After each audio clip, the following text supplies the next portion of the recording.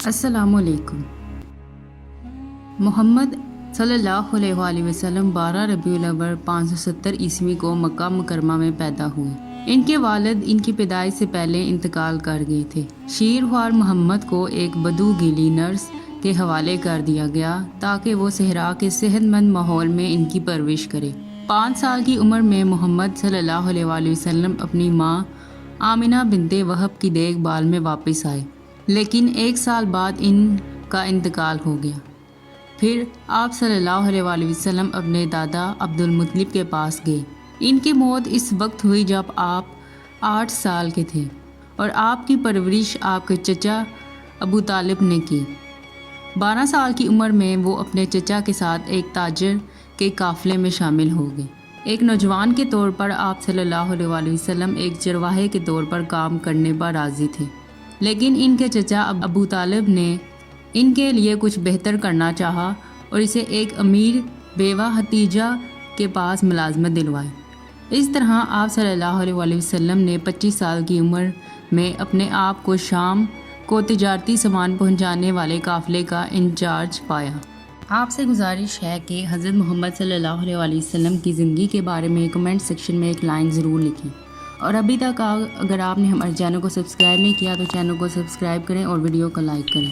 واپسی پر ختیجہ اپنے کاروبار کے کامیاب انتظام سے اس قدر خوش ہوئی اور ان کے اعلیٰ کردار سے اس قدر متوجہ ہوئی کہ انہوں نے اپنی بہن کو نوجوان ختیجہ کا ہاتھ پیش کرنے کے لیے بھیجا۔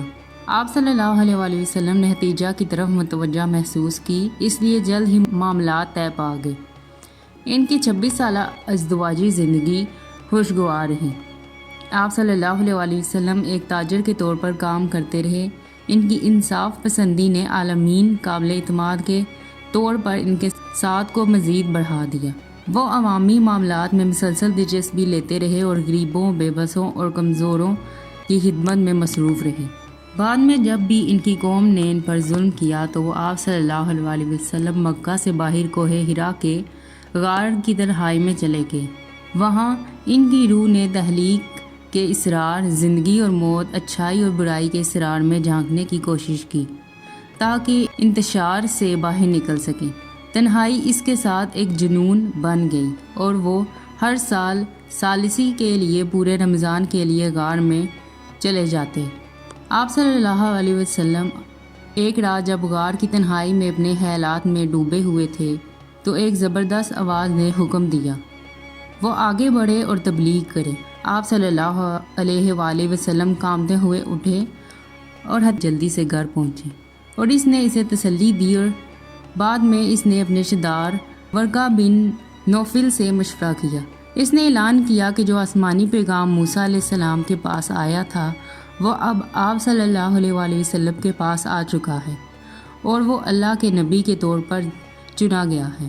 سب سے پہلے حضرت ختیجہ رضی اللہ عنہ نے اسلام کی سچائی کو قبول کیا۔ پھر آپ صلی اللہ علیہ وآلہ وسلم نے اپنے کزن علی، اپنے گود لیے ہوئے بیٹے زید اور اپنے قریبی دوست ابو بکر کو اپنے تجربے سے آگاہ کیا۔ پیغمبر نے اپنے مشن کا آغاز خفیہ طور پر پہلے اپنے قریبی دوستوں کے درمیان، پھر اپنے قبیلے کے افراد کے درمیان اور اس کے بعد شہر اور نوحانی علاقوں میں کھلے عام تبلیغ سے کیا۔ قبیلہ قریش خانہ کعبہ کی نگہبان تھے جو ان کے شہر مکہ کے لیے بہت عزت اور منافع کا ذریعہ تھا، لہٰذا وہ شدید طور پر گھبرا گئے اور آپ صلی اللہ علیہ وسلم کے خلاف سرگرم ہو گئے۔